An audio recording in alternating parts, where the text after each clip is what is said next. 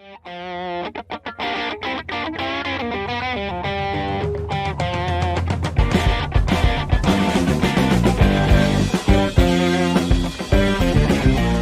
start all over again. Thank you guys very much for telling me no sound. Happy Friday, everybody. Welcome to the weekend edition of the TraderMerlin show. Love it when I mute my microphone on my end because my dog is over here chewing on a treat toy and I forgot to unmute it for you. So there you go. It is Friday, and because it was such an interesting day, I'm going to go with Ego Rare today. Maybe we can get rid of some of those bugs that are in my throat still. So cheers, everybody. Now we have audio. Yes. At the end of the day, we didn't really have much of an eventful day because we pretty much slightly up for most of the major market indexes. When you look at the top 7 markets that we normally talk about, gold, crude oil, S&P, NASDAQ, Russell, Dow, even Bitcoin, everything was up, but just ever so slightly. So, you want to see my pup again? Maybe I can bring him on. Yo, come over here, bud. Come here. Want a treat? The only way I can get him to come over here is to bribe him with treats. Come here. Come here. Come on, up. Come here. Get up here. Up. Come on. Up. Up. Come here. Come here. Up. Yo, up. He's not gonna do it. I won't torture you anymore. Let's dive into what happened out there today. So just for those of you who may be following the tweet that I put out, I did in fact open a trade today on the QQQs. I bought the February 275s and I'm gonna close those specifically for the Santa Claus Rally, right? So as we've talked about, Santa Claus Rally is the last 5 days of December plus the first 2 days of January. I haven't decided officially whether I'm going to close it at the end of that second day of January or wait to the morning of the 3rd to close it. I guess maybe we can do a vote on that one and see what we all think. But I did open it today. Unfortunately, I didn't open it when we were at our dead lows, but oh well, can't time everything perfectly. So we'll see how that progresses. And remember, the average return is 1.3%. Well, even because I'm in options, I'm already up over 3% in just the first day. So hopefully we'll have some nice gains to boast about. And thank Mr. Santa Claus for our Santa Claus Rally, if it does in fact come, although there's a lot of negative stuff out there and pushing this market maybe down a little bit further. So let's dive into what happened this week. Obviously, the major stuff was economic data driven. We had a lot of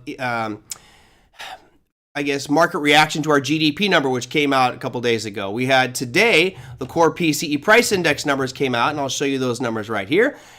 Surprisingly, I was actually secretly anticipating this to drop to 0.1. It just feels like the inflation, the factors driving inflation have been dropping quickly. But we didn't. We didn't get a decline in it. We actually got this expectations number of core PCE price index, which was 0.2%. The good news is it's a decline over the previous month, which is in line with what we saw with CPI and PPI. So all in all, we still are seeing inflation increase month over month. It's just not at a rate that's growing. It's starting to decline, even though it's still higher than normal. It's still declining. So that's actually a really good piece. The other one that just kind of really shocked me, we talked about the new home sales. Most of the housing numbers have been coming out very poorly. You saw existing home sales numbers pretty bad. The previous pending home sales numbers were bad. Look at the expectations. They were supposed to go from 605,000 new homes sold to 600. So a slight decline. And lo and behold, we come out at 640,000. So that's a significant beat on expectations there, which I did not look today at what happened out there with Toll Brothers, but just kind of curious what did happen with Toll Brothers. My expectation would be they had an up day, and no, they didn't. Down 0.33. How about Lennar? So pretty much the same thing, down 0.46. We can look at KB Homes as well. Yeah, so even though they had really good news, not the best reaction there from those home builder stocks. The other part, the other interesting news is, you guys know, I told you I sold the 120 puts. That's I did not expect it to be tanking this quickly, but I'm still going to hold that line. I've got my 120s there. I could be executed on those come Tuesday morning when the markets open up. Right now, Tesla is just getting slaughtered to the south side, but I do think that there is a bounce coming. I think you're going to see a short squeeze come. And I think you guys would all agree that Elon Musk is a sneaky dude. And if you read the headlines right now, they're saying that the short sellers are absolutely killing Tesla. They're making so much money off this short right now. So man, it would not be, it wouldn't seem crazy to all of a sudden have an announcement that they're doing a share buyback, even though Elon Musk just sold.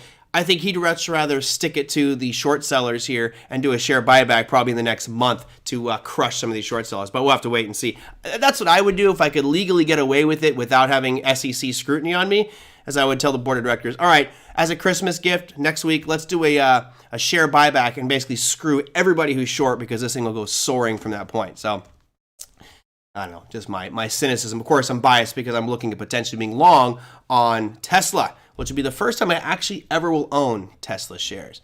Yeah, you're right, Thomasina. Sneaky or shrewd, get everyone to think that the company's crap because you're selling their shares, so everybody piles on, except Kathy Wood, who is continually buying Tesla shares.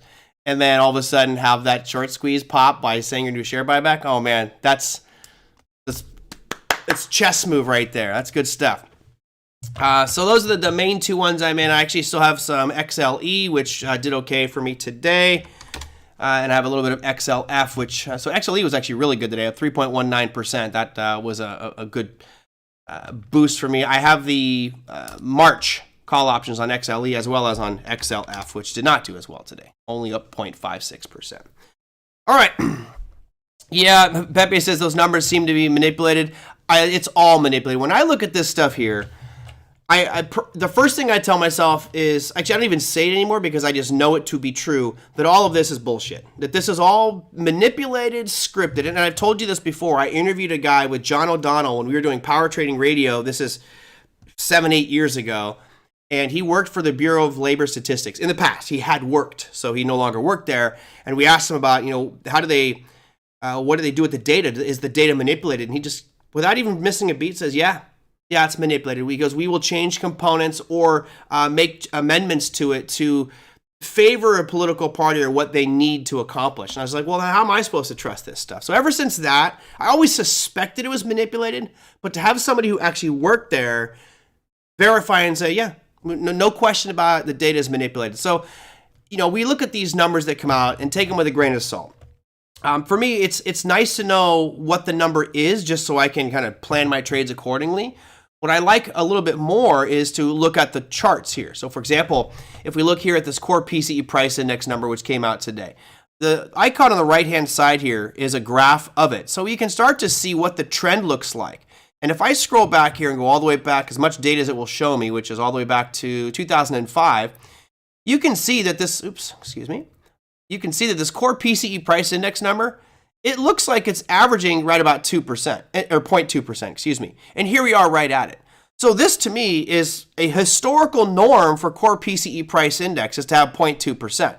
The problem with this chart is what you see right here. These huge spikes are up to 0.5, 0.6, 0.7, or that skews everything. However, looking what the Fed's decision policy is going forward with regards to rates, he has said, with not mixing words at all, he says it's about the core PCE price index. So I actually really like this. I think that we are back to a level where the Fed is going to feel comfortable easing up a little bit. And what does that mean if we look at the Fed funds futures? Because I have not looked at that this week, actually. See what we're predicting for the next meeting, which is coming up here. Excuse me. Coming up here in a few weeks. Not sure why it's taking so dang long to load. Come on. Show me my Fed funds futures chart here. Come on. I don't know why this is taking forever. Something wrong with my internet. I actually did a speed test earlier. There we go. So here's our February meeting. February 1st is the next FOMC meeting. They are right now forecasting only a 25 basis point increase and a 34% chance of there being a 50. So that should tell you right there that they are backpedaling, because if we scroll down here, actually no, I actually thought it was a higher probability we're going to get a 50, but it looks like 25 basis points has been priced in for, there we go. If you go over a month.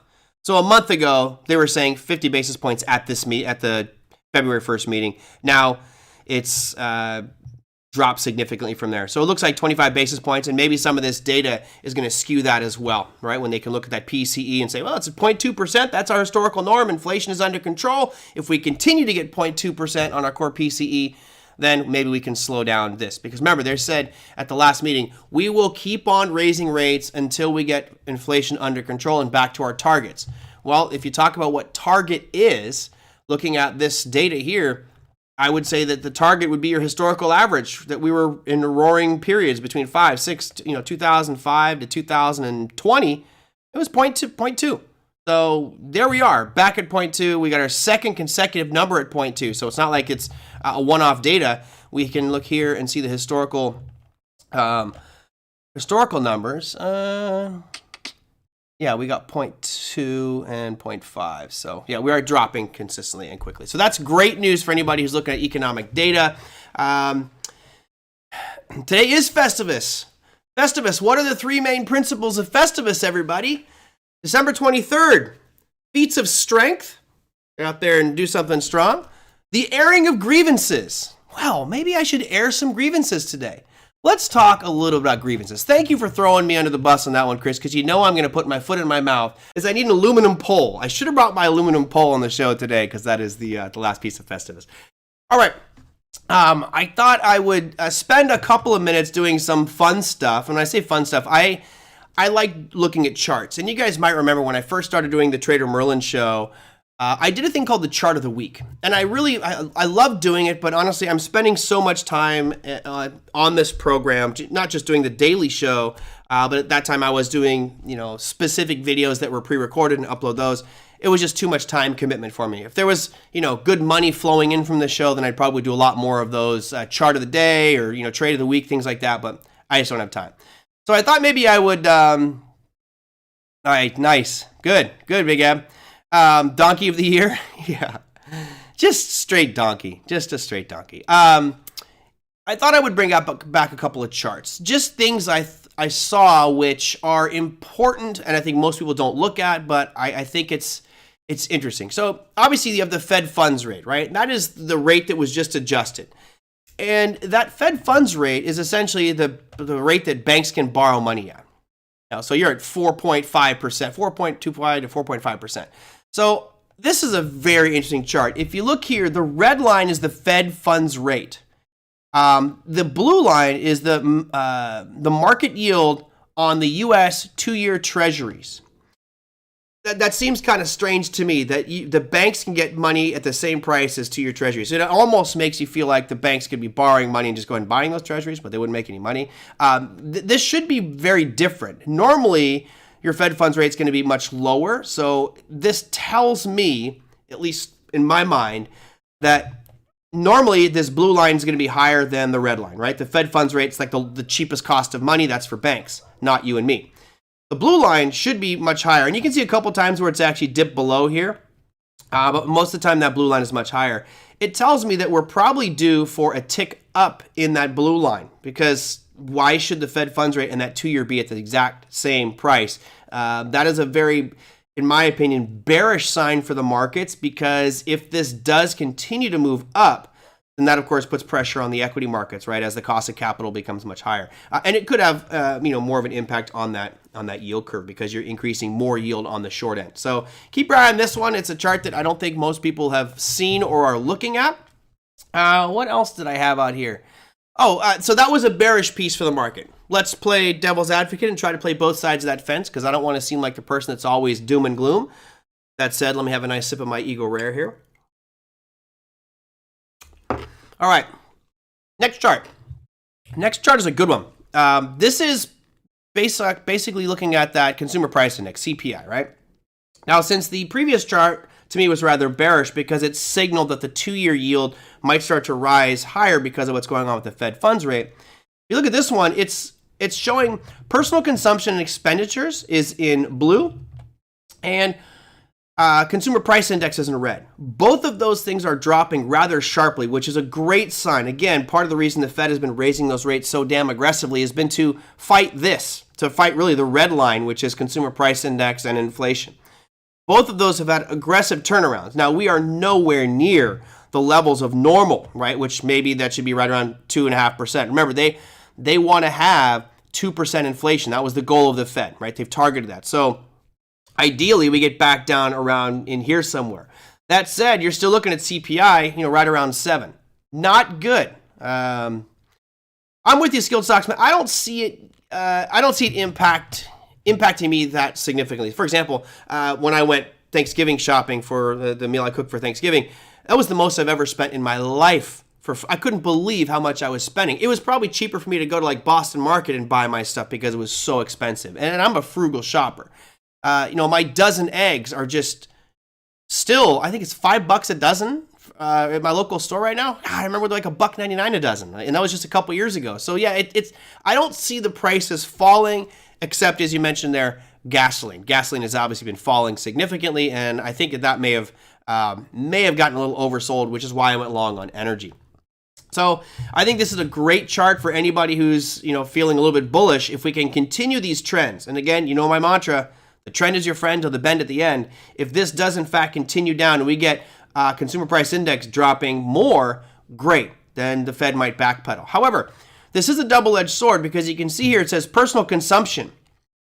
If personal consumption falls, that's obviously a sign that people are buying less. I am probably in that camp right now because I've gone into full-on lockdown mode financially. I'm spending as absolutely little as possible on just everything, unless we're talking about quality things like Eagle Rare whiskey, bourbon. Yeah, it's good stuff. Anyway, being a little sarcastic for this Friday afternoon because I feel so much better. And let's see, I had one more chart here. Oh, I thought this was a really cool chart. There's a couple websites I really enjoy. I know many of you here are using all sorts of different sites to get your research and your market data from. One that I think is fantastic. I'm a very visual person. I love Visual Capitalist, right? Visual Capitalist has some of the best charts out there because I love putting things in a picture that my brain can easily digest. If you give me a spreadsheet and a table, it's not as clear, the data.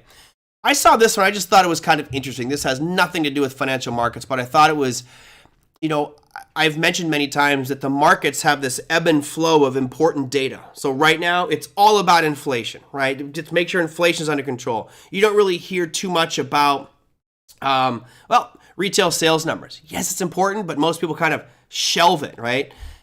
Right now, it's predominantly about inflation. And I thought this was kind of interesting.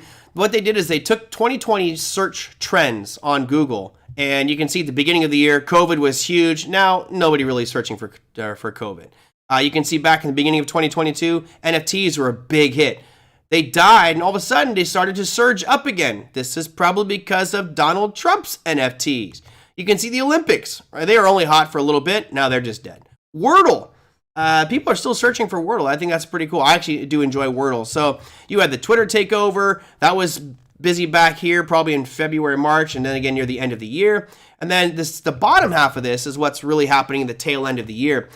The hottest topic right now is nuclear fusion. There's also ChatGPT or GPT, which people have been asking me about, and I don't know about it. So sorry, I'll have to do some research this weekend.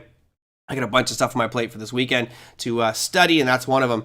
You can see the World Cup, FTX. This will probably become popular again in the beginning of 2023. So anyway, three cool little charts I thought would be fun for you guys. Two of those were from the Federal Reserve. The other one was from Google Trends, and I just like that one. Speaking of FTX, I mentioned that I might do a little bit more in-depth dive into what happened with FTX, and I'll take a little bit of time here just to lay it out to everybody what happened. I think I've mentioned how FTX got started and the issues that they face and why this whole thing happened. If you don't understand why they collapsed, then feel free to just type in a chat and I'll explain it. So I guess I will continue on from the moment that the Department of Justice issued an arrest warrant for Sam Bankman-Fried, who was in the Bahamas.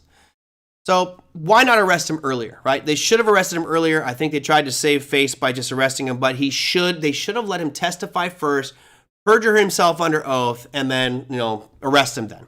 Instead, we arrested him. They extradited him. He arrived on Wednesday night in New York, and come to find out that his two colleagues, former colleagues, Catherine Ellison, who apparently was the toy at all their sex parties, and Gary Wang, who is the co-founder of FTX, those two have since rolled over and turned on Sam Bankman-Fried and are basically cooperating with regulators. They said, we plead guilty to fraud, but instead of putting us in prison for 150 years, maybe we get a lighter sentence, and they are now rolling over on Sam Bankman-Fried. So you get this, all of a sudden, a huge shift. If they banded together and just played stupid, they may have gotten off, But Sam Bankman-Fried was so dumb, he went on almost every podcast. I probably could have gotten him on this show because he was just trying to get out there and talk about what happened, and I think he really screwed himself with the information he was spreading. All right, so now where does it stand? You guys may recall he was worth about $16 billion, and in the course of about 48 hours, he went from $16 billion down to only having $100,000 in cash. I know, cry me a river, you can feel so bad for him. Not really. So how on earth does someone who has $100,000 left to his name post a $250 million bond to get out of jail, really? You guys may not know, he posted a $250 million bond. Uh-oh, you got a lot of problems with me? Tell me, Steve, what did I do? So he posted a $250 million bond, and apparently his parents are using their house as collateral. Now, I don't know about you, but I don't think I've ever heard of a house worth $250 million. They apparently have now got a bunch of friends that are backing it as well. Just kind of interesting to see, where's this money come from? I would love to see where that money came from, right? Where did $250 million come from? If the family only has, dad has a net worth of $5 million, mom has a net worth of $3.5 million, and their son has $100,000, that to me is a $240-something million shortfall in that bond. So somebody is backing them up. True, it was exactly, Big Ed says, it was a signature bond, which means very little cash had to be put up. And he has to wear an ankle bracelet. He's stuck at his home with his parents. Oh, well. Bummer, that whole thing, all that partying he was doing in the Bahamas, now he's stuck with his parents again. It'd be interesting. Maybe we'll do a poll in January on what you actually think is going to happen to Sam Bankman-Fried. Does he actually get life in prison like Bernie Madoff, which is a very real possibility if all these people turn on him? Or does his rubbing of shoulders and elbows with very high-end political... It's coming out now that he was actually going out to dinners, very expensive dinners, with some of the top regulators and people within the SEC. It makes you feel like some technicality is going to happen and he might get a very, very light sentence or maybe even get off on some technicality. I personally am hoping for life in prison. Let's make a spectacle of this so it doesn't happen again in our markets. But Steve, come on, tell me what your problems are with me. You said you got a lot of problems with me. I'm ready. What are your problems with me? Is it my shirt, the Nectars in Burlington, Vermont? What is it? Stuck in a $4 million home. I know, cry me a river. Yeah, you're probably right, Thomasina. You're probably right. The people that don't want to get ratted out, and I'm sure there's a lot of people that could to get embroiled in this lawsuit. I for one, am literally just rubbing my hands together going, I want to see more of this happen. And I know it's boring to talk about. It's like, let's move on. Who cares? But this is probably the single biggest financial debacle to at least in my lifetime. I can look at WorldCom and Enron, and I still don't think that they are the equivalent of what happened with FTX. Just because those companies were around for a long time, FTX was so young, it just went parabolic. It was like Icarus, flew way too close to the sun, got burned, wax came off the wings, and they died. Merlin, do you know anyone that lost money due to FTX and Sam? I know a couple of my students actually had a little bit, but not a lot. A little bit of money was sitting with FTX. Luckily, I had nothing there. They gave me issues with my KYC, and I just never really decided to pursue it. So, I don't know. It's kind of interesting that it never got me. Now, I'm not impervious. I got caught on Celsius. I got caught on Voyager. I got caught on BlockFi. So, I've got a bunch of money locked up in some of these scams that were going on, or just shady business practice I get. They weren't really scams. Good for you, Karen. I'm glad. Very glad you got your money out. I remember there was that little window they opened up. Good for you to get that money out of there. So that's my take on it. I think it's just a very, very political thing that's going on. He looks miserable. Somebody took video of him or pictures of him today sitting in some airport lounge. You know, right? You're in an airport and you're not supposed to leave your home. I don't know what's going on here with Sam Bankman-Fried. Isn't it funny how people that have issues, Sam is the name. Interesting. All right, let me run through our markets, just what they did today, so we can kind of take a peek at that. You know, judging by the market's reaction early on, I was kind of like, this doesn't look so good. So let's go over the futures here. We'll work our way up from the bottom to the top. Here's your NQ. You can see basically what we had is the same candle that we had 3 days ago, which was a small little spinning top. Open and close right around the same price. Small topping tail, decent bottoming tail. That's actually a decent sign we didn't break the lows from the previous trading session. So that's a good sign for anybody who's bullish on that NASDAQ. Might be good for the next next leg up if we can get one. And honestly, if we get that Santa Claus Rally and it gets to right just up here, let me just look what that percentage move might be. From there to there, let's say a 3% move, then I'll probably net about 15 or 20% on that QQQ trade that I made just for the Santa Claus Rally. So we will have to see. Yes, Skilled Stocksman. So Stocksman, you tell me, did you buy your S&P futures specifically for the Santa Claus Rally? Because I literally made this trade today. That's it. I'm only doing it from today until the 2nd of January. No matter what happens, I'm closing that trade. So it really didn't matter which month I bought, but I went out to February just so the time decay wasn't too dramatic. You know, I could have done January and may have suffered a little bit more time decay, so I did February. But just curious if anybody else is actually playing that Santa Claus Rally. I feel like we're going to get one. It's just been such a brutal end of the year, but, you know, 85% of the time it does work. Maybe this might be the 15% of the time it doesn't. Well, I got money on the line. We'll see how it all pans out, and I'll let you know on January 2nd. So, working our way up. NASDAQ was your worst performer, 0.19%, but it's the intraday chart that was really interesting. We had a really aggressive sell-off early on. So right as that data came out, you saw this market rip up off that core PCE price index number, then just screamed down. I mean, it was just like almost straight down, and then slowly chopped its way back up, and then just came flat and boring the rest of the day. All in all, finishing higher, so I guess that's a good thing. Same thing here for Bitcoin. A little thinly traded here, but that's the future side of Bitcoin. Russell 2000 is up 0.43%. So all the pictures on these indexes look the same. The Dow looks stronger because, as you notice, it closed right about the peak from the pre-market when we got those core PCE price index numbers. That's actually a pretty good sign. Moving on up, third place was the S&P 500 at 0.53%. Again, closing right near the high from when that core PCE number came out. Now watch the difference when I bring up the NASDAQ. Much, much lower than that high. So certainly more strength in the S&P and the Dow, obviously resulting in the end of the day results, but also just the technical performance on the charts looking much better for the Dow and the S&P. Last two, gold.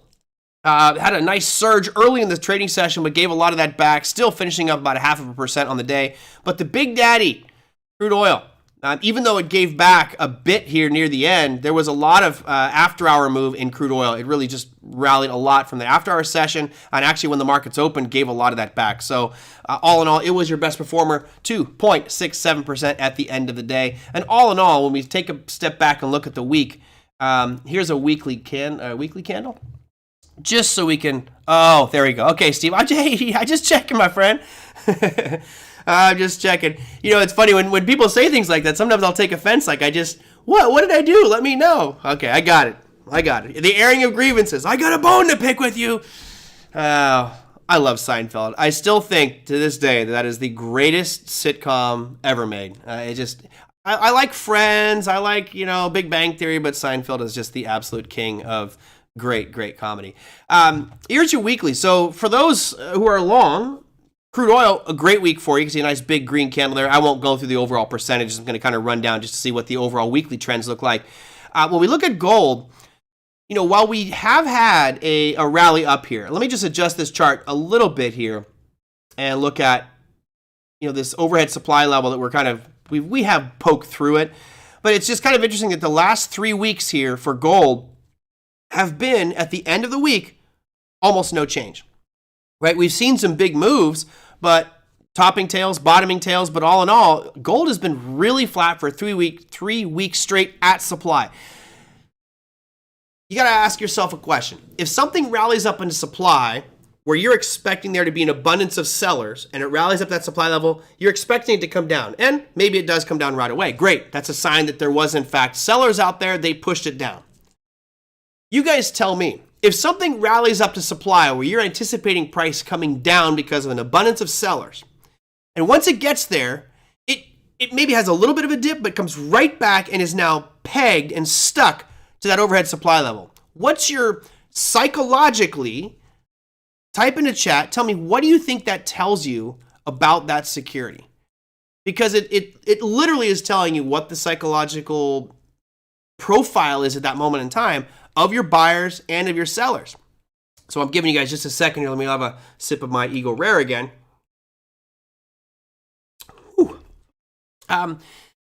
When you look at that chart, what it really is saying is it should have sold off from here. It should have had a correction. While it had a correction intra-bar or maybe for a couple of days, it's bounced right back up. So that's a great sign for anybody who's bullish on gold. As Liz says, basing for a breakout. Karen says consolidation. Yes, right? Because we would expect this to dip down and maybe come back down to this red line I have here, but it didn't. It's actually a sign of strength. And, we've talked about this trend that's been in gold, at least since March. It's been on this downtrend, downtrend, downtrend. If I look at it on a daily,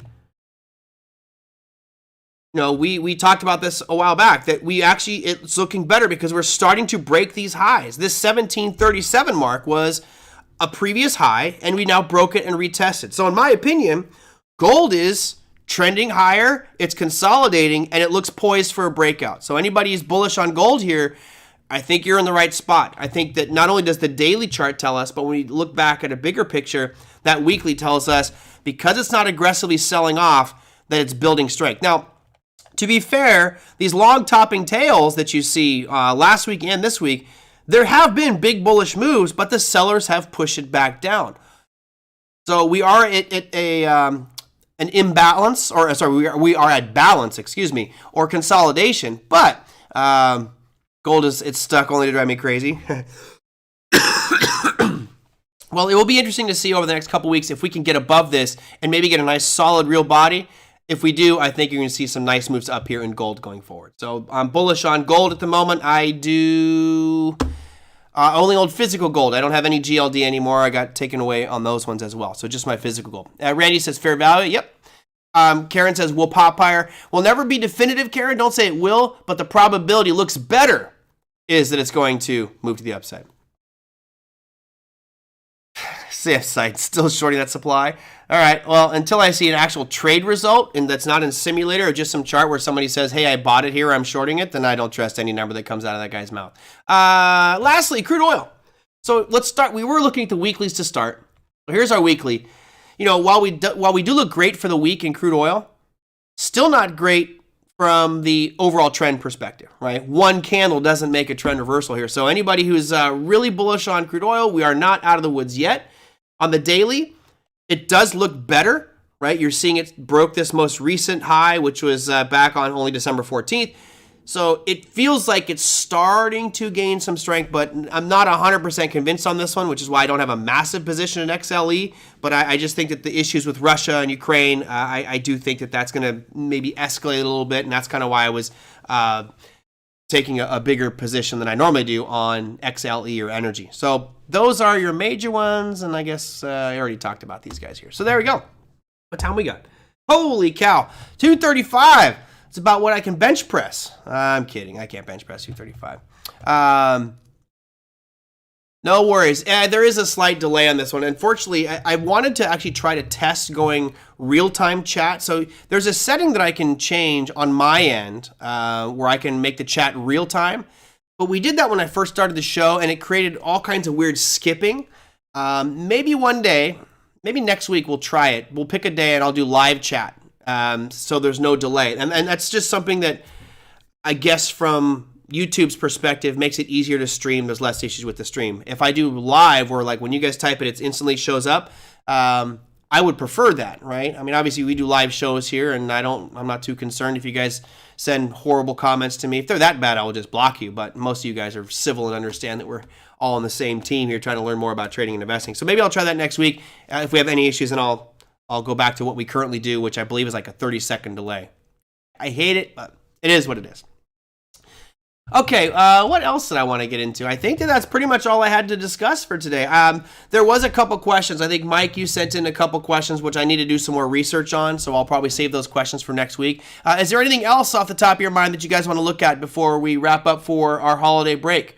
I didn't wear any Christmas clothes. I actually have a Christmas suit that's at the tailor getting fixed for some holiday parties this weekend, but I didn't have a chance to wear that one. So you guys let me know if there's anything else you want me to discuss. I was going to bring up your economic calendar and earnings calendar for Monday, but as you know, markets will be closed on Monday, so nothing going on there. If you're looking out to Tuesday, well, we'll do a show on Tuesday, but I'm not... I don't have any data or anything prepped and prepared for you guys right now. Last piece I guess we could look at while I wait for you guys maybe to type in a comment or something you want me to cover.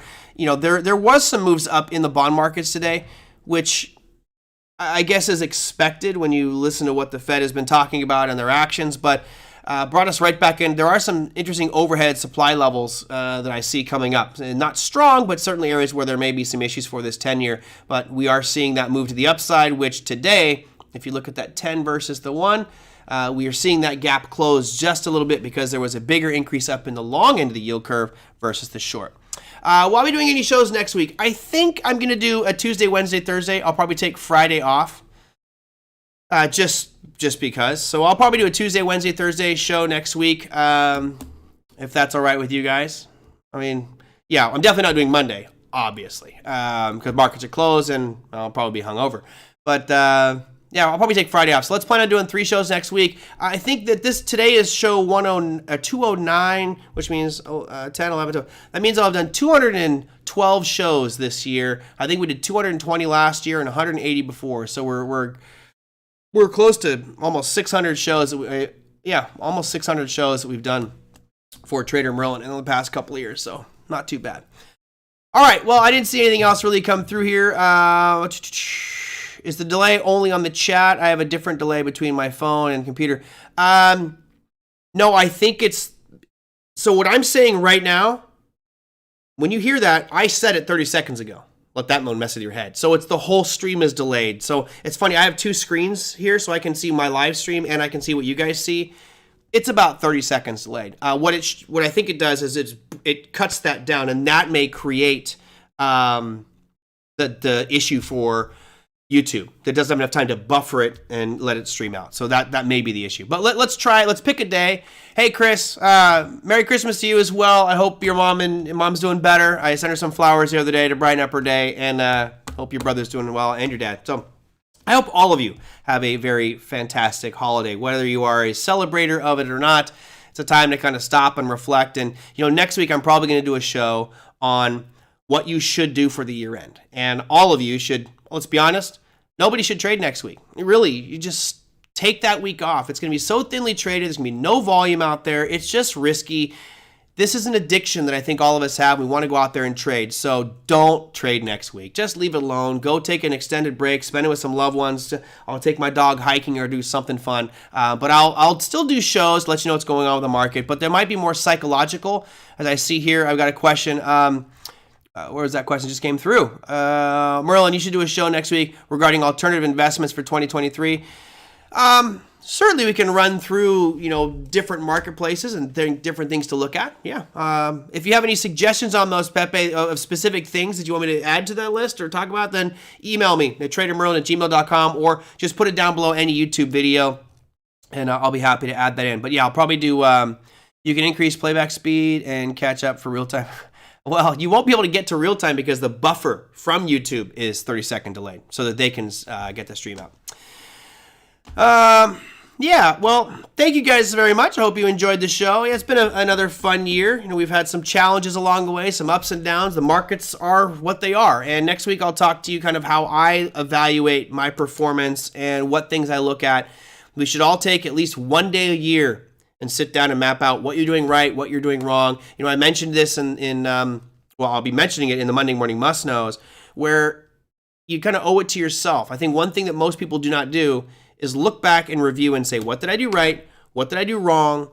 How can I improve? Whether I need to get education, whether I need to go back and adjust my stop losses, or what can I do to make what hurt me, make that better, right? How can I eliminate or reduce the pain points that I suffered in this trading year? And you all have them. I'm sure many of you have had trades this year where you think about them and make you want to cry or vomit, as I've had some of those ones. But you should write those ones down. Learn from them. What did you do right? What did you do wrong? And how can you eliminate that and not make those same mistakes in 2023? So I'll talk about that next week. Again, no show on Monday, so we'll do Tuesday, Wednesday, Thursday, and then that'll be our final show for 2022. Hope you guys have a fantastic weekend. Do something fun. Merry Christmas, Happy Hanukkah, Happy Kwanzaa, Happy Festivus. Just happy living, everybody. Have a fantastic weekend, and I will see you guys on Tuesday. Take care.